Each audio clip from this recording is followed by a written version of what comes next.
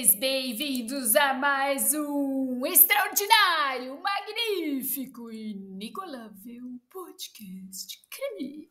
Aqui quem vos fala é Detley.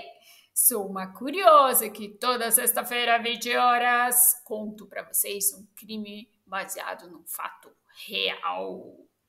Antes de mais nada, eu gostaria de agradecer aos novos inscritos, aos comentários do nosso último podcast e aos likes.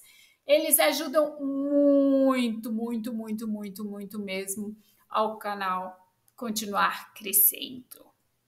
No nosso último podcast, como você prefere morrer? Batendo contra a montanha ou batendo contra a água? Ai, espero que não morremos batendo contra uma montanha. Falamos sobre 24 de junho de 1982, sobre um Boeing 747 que passou por uma nuvem de cinzas vulcânicas e somente uma série de manobras brilhantes do piloto conseguiu evitar com que a queda fosse certa. Hoje, vamos ter que escolher entre Prêmio Nobel ou morte. Eles beberam patógenos de cólera, injetaram em si venenos de flecha ou se enforcaram só por fins experimentais. Sede de conhecimento e fama. Os pesquisadores transformaram seus próprios corpos em um campo de experimentação. Alguns fizeram descobertas sensacionais. Outros morreram tragicamente pelos experimentos mais malucos feitos por eles mesmos. Hoje, ele adoraria ter cancelado o experimento. Imediatamente. Agora que seu pulso estava acelerado e sua pressão arterial estava disparada, onde uma quantidade interminável de muco e saliva estava se acumulando na sua garganta, que ele não conseguia mais engolir. Ele sentia que não conseguia mais respirar. Tinha certeza que estava se afogando em suas próprias secreções corporais. Mas ninguém notou seu pânico de morte. Ninguém podia perceber. Frederick Prescott simplesmente ficou ali deitado, imóvel e silencioso, incapaz de levantar um dedo sequer. Seu sistema muscular estava completamente paralisado. Pouco antes, o médico britânico havia sido injetado com uma dose de tubocurarina. Isso, nada mais, nada menos que uma neurotoxina biológica, curare, que os índigos aqui da América do Sul já haviam usado para transformar suas flechas em armas mortais. Prescott estava convencido de que o curare poderia ser o analgésico do futuro.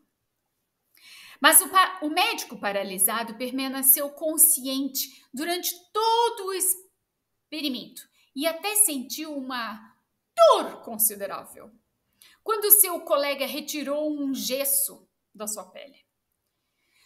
Sua espetacular autoexperimentação apenas provou que o veneno de flecha era bom para uma verdadeira viagem de terror.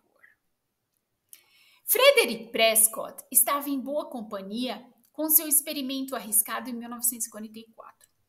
Durante séculos, médicos, professores, autodidatas literalmente sacrificaram seus corpos pela ciência. Eles se penduravam na forca para fins experimentais. Trancavam-se em câmeras herméticas. Expuseram seus corpos a forças de aceleração de um foguete. Até rolarem fezes, beberam sangue para descartar rotas de transmissão de doenças potencialmente fatais. Alguns fizeram isso em busca de fama ou de uma vantagem decisiva em termos de conhecimento. Outros eram forasteiros extrovertidos, convencidos de uma ideia maluca, ridiculados pela maioria dos seus colegas estabelecidos. Por vezes, por narcisismo, às vezes por preocupação com a vida dos outros, eles preferiam testar suas incríveis teorias em sua própria carne, com graus muito diferentes de sucesso. As autoexperiências foram recompensadas com o Prêmio Nobel. Mas alguns pesquisadores pagaram por sua sede de conhecimento com a própria vida. Ele sobreviveu e teve apenas um desconforto intestinal. Isso fez com que o professor se sentisse ainda mais confiante em sua suposição, que, no entanto, estava errada. Ele provavelmente tinha sido infectado com cólera anos antes. Portanto, o curso da doença agora ainda era leve. Ao contrário de Pettenkofer, que já era muito velho na época, Stubbinsfeld arriscou sua vida ainda jovem, aos 18 anos de idade. O ambicioso estudante de medicina queria provar que a febre amarela não podia ser transmitida de pessoa para pessoa. Embora tudo, na verdade, falasse a favor dessa suposição. A doença se espalhava em ondas epidêmicas. E em 4 de outubro de 1802, Firth ousou fornecer uma prova radical do contrário. Ele cortou a sua própria carne em 20 lugares e pingou o vômito de um paciente com febre amarela nas feridas recentes. Nada aconteceu. Em seguida, ele colocou o vômito em um fogão, inalou o vapor e até espremeu comprimidos do vômito. Finalmente, ele engoliu o vômito sem diluir e aumentou a quantidade ingerida de meia onça para 2 onças. Isso é 56 gramas.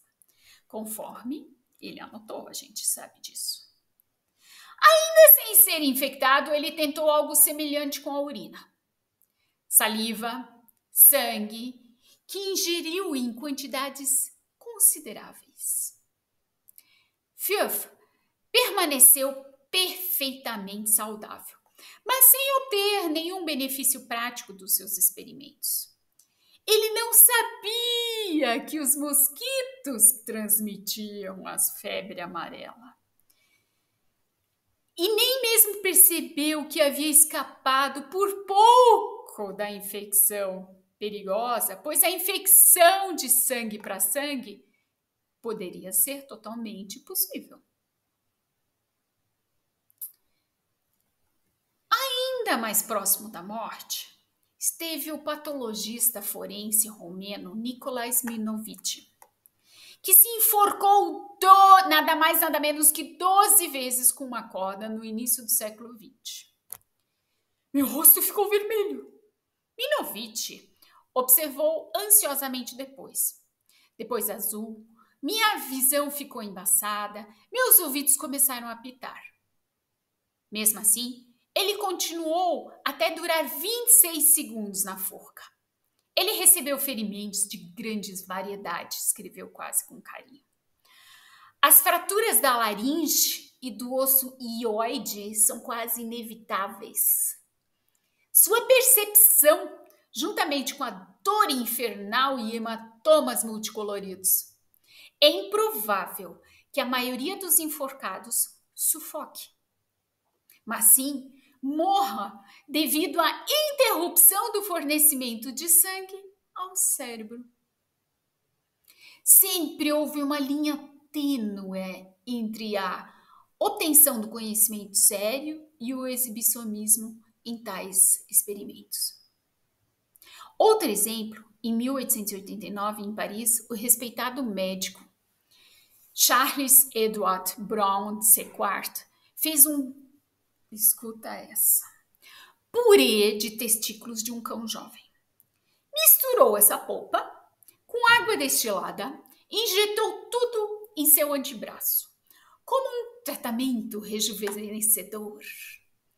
Logo, ele se sentiu mais poderoso, o que também foi medido por métricas grosseiras, como a força do fluxo de urina. Ele havia aumentado significativamente em termos de distância percorrida até o chão do mictório. Quando Brown Sequer também deu a entender vagamente que seu desempenho sexual havia aumentado, começou uma corrida maluca pela aparente cura milagrosa na capital do amor. O próprio inventor perdeu o controle. Vários empresários duvidosos passaram a fazer propaganda com seu nome. A desilusão não demorou a chegar. Muitos pacientes contraíram uma grave intoxicação sanguínea com a cura testicular. Mas outros experimentos pessoais tiveram um fim ainda mais trágico. O cirurgião William Halsted fez a experiência com cocaína como anestésico e ficou viciado. O britânico Andrew White suspeitou que a malária podia torná-lo impune à peste. Contraiu os dois patógenos e não sobreviveu nem uma semana. O estudante de medicina peruano Daniel Alcides Carrion, por outro lado, queria de fato se infectar com a doença de pele verruga peruana, que é muito comum em seu país. Mas, 39 dias depois, morreu inesperadamente de febre de oroja. Carrion, portanto, provou uma conexão entre os dois cursos da doença, pelo menos pós-morte, e passou a ser homenageado como mártir e herói popular no Peru. Outros pesquisadores, por outro lado, sobreviveram às suas autoinvenções ridículas e mesmo assim foram desprezados pela comunidade científica. Um exemplo dele foi Werner Forssmann, que realizou o que é provavelmente o mais famoso autoexperimento médico da história. Mais tarde, seu chefe considerou a coisa toda como um estúpido ato de circo, completamente indigno da medicina. Colegas bem-intencionados alertaram o médico alemão que ele poderia muito bem começar uma carreira na prisão por causa dos seus experimentos. Mas o que ele fez? Em 1929, o médico júnior de apenas 25 anos realizou um sonho. Perfurou a veia do cotovelo esquerdo e inseriu um tubo longo e fino untado com azeite de oliva estéril na veia, cada vez mais fundo até chegar ao coração. Ele ainda não sentia dor nenhuma, apenas uma leve sensação de calor, como relatou mais tarde. Em seguida, durante sua autocirurgia, ele desceu correndo as escadas até a máquina de raio-x. Lá ele tirou a prova de que seriam usadas para a cirurgia. Lá ele obteve a prova que eletrizaria o mundo. Forssmann acabara de submeter-se ao primeiro cateterismo cardíaco na história da medicina. A mídia o celebrou como uma estrela pop. Mais e mais detalhes vieram à tona. O superior de Forssmann havia proibido estritamente o experimento. Forssmann chegou a ser flagrado por uma enfermeira. Para impedi-lo, ela até se ofereceu como cobaia. O médico só aceitou fingir, quando a enfermeira estava indefesa e amarrada à mesa de operação. Aí ele começou a trabalhar em si mesmo. Os especialistas ignoraram o jovem médico indisciplinado, embora ele tenha sido bem-sucedido em 9 outras tentativas e tivesse um objetivo claro: melhorar o diagnóstico do coração. Depois de um interlúdio mal-sucedido no Hospital Charité em Berlim, Forssmann acabou voltando para o seu hospital na província. Já esquecido, ele recebeu uma carta de Estocolmo 27 anos depois do seu autoexperimento. Forssmann acabara de ganhar o Prêmio Nobel de Medicina.